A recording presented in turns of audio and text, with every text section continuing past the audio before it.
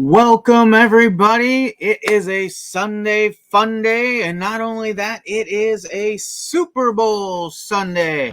Me and my buddy Stu are here again with our weekly sales video. We like to do this here at JC3 Cards and Collectibles. Every Sunday, we run through what our sales look like, what's selling, what some of the trends are. We do this because we are a small operation. We are in our first year of operation, but we do this channel because we like to share some of the things we're seeing with others that want to do this as well. So we share our sales every week to kind of give you an idea of some of our thought process around things, give you some examples of our listings, see some of the going rates for some of the items we're selling here in our store, and really just get an opportunity to compare, contrast. If you're doing some things on your own, if you're thinking about getting into the business, you have an opportunity to get some ideas around how to operate in your business as well. So with that, let's get started. Or as Dak Prescott would say, here we go!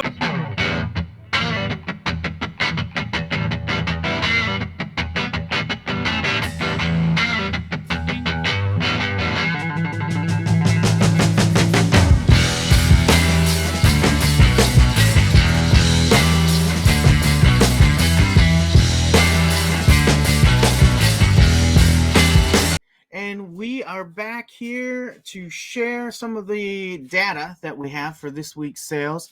It's going to be a quick run through. We're going to do this a little bit different this week. I'm going to break this down into shorter segments. We're going to start with an overall review of what sales were like this week. Then I'll have some links to some additional videos that will take you into our individual sales channels, our categories: football sales, basketball sales, baseball sales, etc. So we're going to get started today with some of our overall sales metrics. And I'm going to share with you my screen here as we get started. Let's go ahead and share that. There we go. All right. So here you're going to have a look at our overall market sales this week. So we've got three metrics we look at here every week. We've got the impressions, we've got the page views, we've got the quantity sold. And we like to look at these weekly to see if there are some adjustments, some tweaks that we need to make in what we're doing in our eBay store. So if we dive into this, the first thing we see is impressions were pretty flat this week. I would call them stable. So if you've joined us before, you understand the concept of impressions. If you are new to this, impressions, I always consider that walk by traffic, walking down the sidewalk in front of your store. All they see is the storefront items. They are one click away from coming into your store, but do they come in or not? That is the next topic. That's our page views. So you'll see that in the middle of the screen. Page views is that foot traffic that comes actually into your store with the intent to possibly buy something. So if you look at that, you'll see that was relatively stable and flat as well. Week over week, down a 0.1%. So I would consider that flat. What is interesting is the external site page views is up a little over 7%. So that's the relation to Google and other sites that eBay partners with. It does indicate my items are being presented a little bit more in some of those locations, but 7%, nothing to get too excited about. And then, of course, the bottom chart there, that is the quantity sold. So they were passing your store. They liked what you had in your storefront. They stepped on inside to take a closer look. And lo and behold, they saw Stuart, who said, and they said, I'll buy that item. So looking at these three in tandem, I think gives you a pretty good snapshot of how your store is doing on the week. It doesn't give you everything you might want to look at, but I think if you've got a minute, 2 minutes to look at some items, I think these are the things you want to take a look at. and see if there's some adjustments you need to make. So again, impressions, we are pretty strong at 657,849 impressions for the week.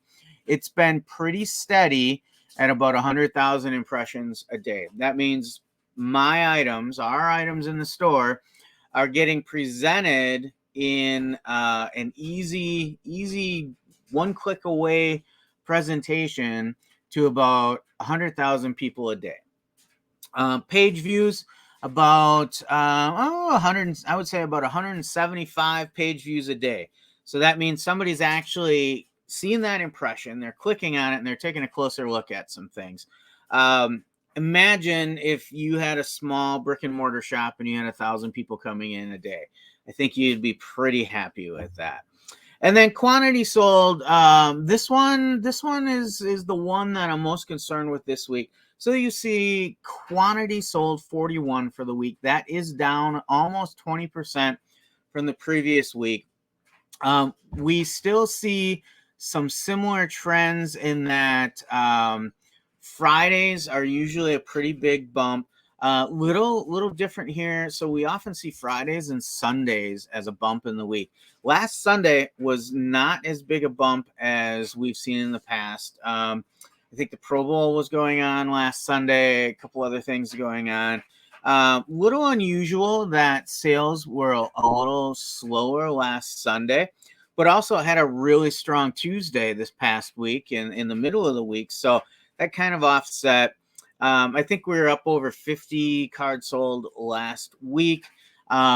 So when I look at the quantity sold going down a little bit, I think about what did I do different this week? What did I not do this week?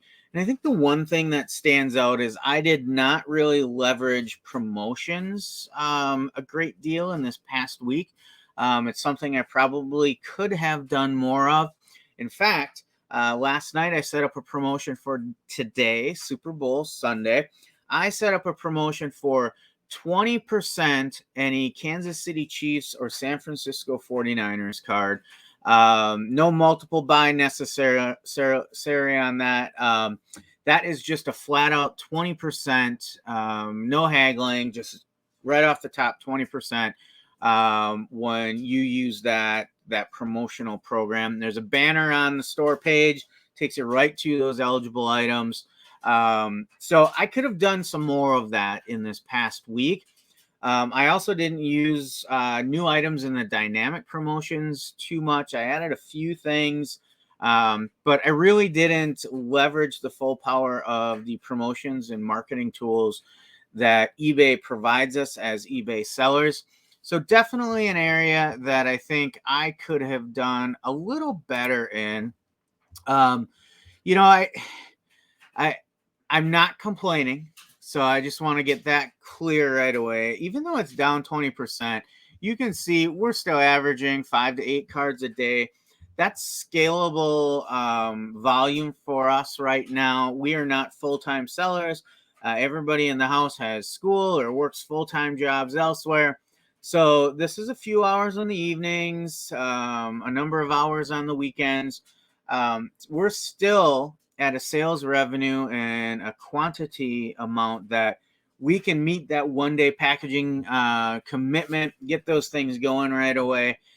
Still room to grow, and I think we can continue to handle that quite a bit more yet. But one of the things that we focus on at JC3, and I would encourage you as a new seller to focus on, is scalable growth at a rate you can handle. When I started this with my family, we opened this store and we would sell a couple cards a week. There'd be lots of gaps where days would go by with no sales. And then it pretty much became, hey, we're having sales every other day. And then it grew into, hey, we're having sales every day. But in order to succeed with that, you also have to be able to handle that volume, get that volume out on time, and then still have time for listing and everything else that goes with the business as well. So I'm happy with the volume we're at right now. Would I have liked to have seen more in the last week? Absolutely. As I said, I think I could have leveraged the marketing and promotions options at eBay a little bit better to have a stronger week. However, I will tell you, I also kind of cross-reference this against our margins for the week. And we did have a stable week of profits. Even though we sold fewer items, we had the same amount of profits. So that tells me we had a little less fees with eBay and shipping, and we had a little bit higher of an average dollar amount.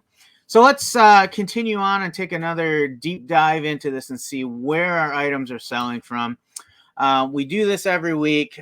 We like to have a diverse store, mix things up between sport and non-sport.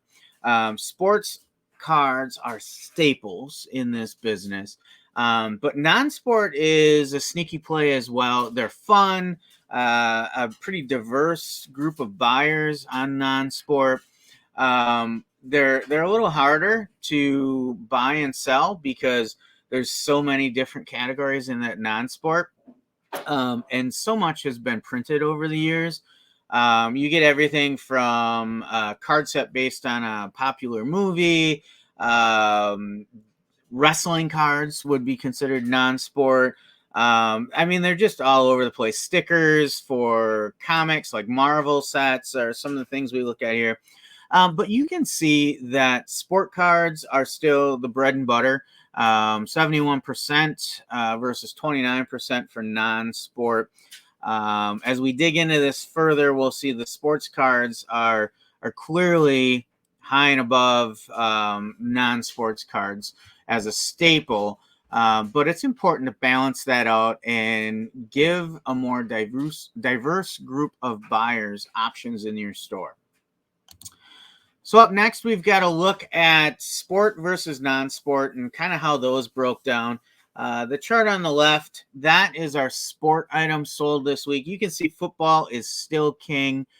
Baseball continues to pick up steam. We are only a few days away. Actually, this week, camps are opening up in Major League Baseball. I think the 22nd is the first spring training game. So definitely showing some signs of life there in baseball. The auto racing market is heating up as well. We've had our first NASCAR event and exhibition last weekend. We've got F1 just a little bit away from kicking things off here. At the end of the month here, they have their first circuit as well. So, and then we've got, when we look at the big four, football, baseball, basketball, hockey, basketball and hockey are lagging a little bit. Part of that is due to less inventory in our store, I think. The more inventory you get, the more sales you're going to get. But when I look at the big four, those two are definitely an opportunity for us. Good to see auto racing in there. And then we've got a little soccer, a little MMA mixed in there as well. Now, balance that against the non-sport splits, and you will see a big advantage to our Star Wars offerings. A full 50% of our non-sport sales this week were Star Wars items. That was followed by about 25% pro wrestling, WWE, AEW. And then we've got some smaller buckets there. Marvel 9%, some history cards, the Washington Chronicles specifically 8%, and some entertainment, movie-themed cards as well, about 8%. So diversity is key in our opinion of running a successful store. We could just have football. We could just have baseball. In fact, baseball is where we started. The first, 100 or so listings we had were all baseball because that's what we were starting with. But I think you're limiting yourself if you stick to just one category. All right, up next, we've got a fun little piece of our sales information that we started a few weeks ago. It is called, Dude, Where's My Card? This is our opportunity to share a little bit of information about where our cards are going. We're based here in Green Bay, Wisconsin, and we really enjoy looking at all the various destinations that our cards go to, not just cards, any collectible items as well.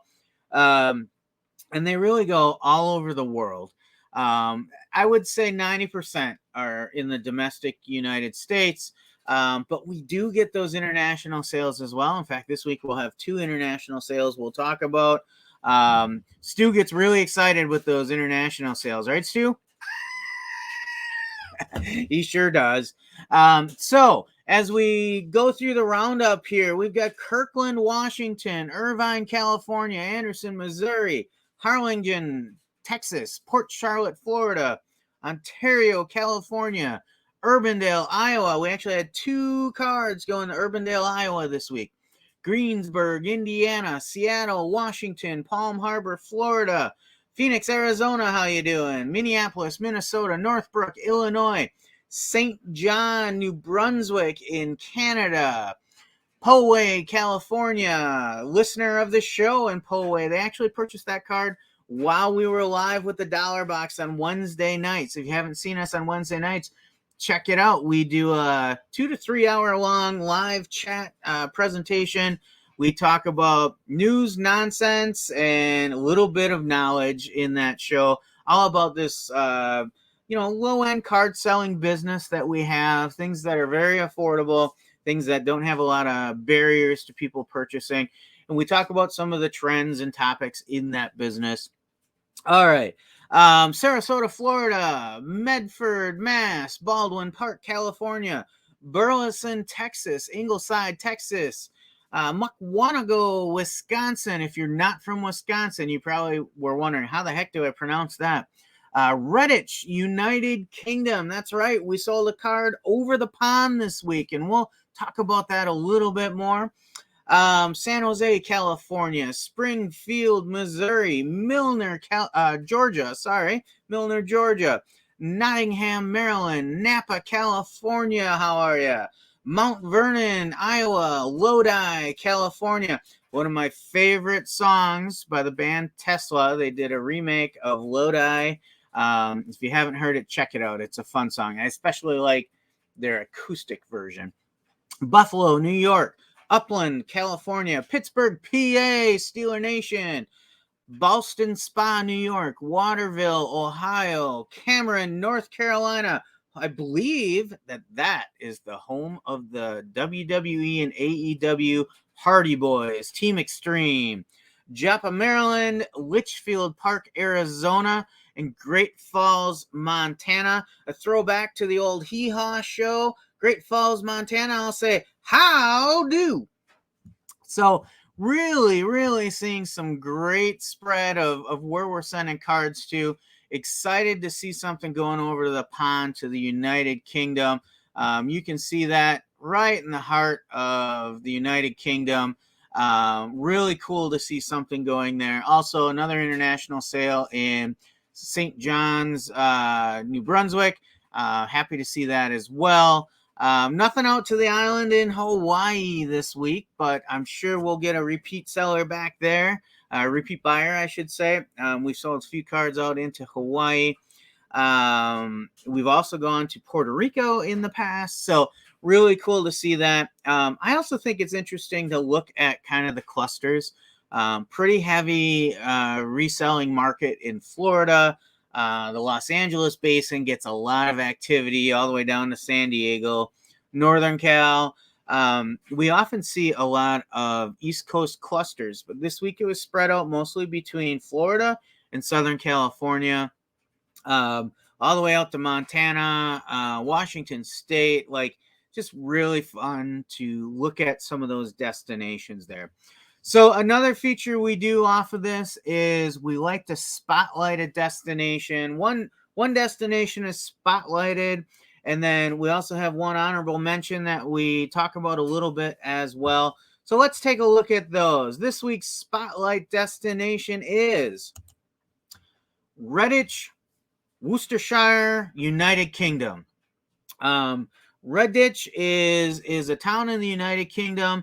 The name is a reference to the red clay of the nearby River Arrow, once the center of the needle and fishing tackle industry, and at one time 90% or more of the world's needles were manufactured here. Fun fact, that is something I did not know before selling a card to Redditch, Worcestershire, United Kingdom.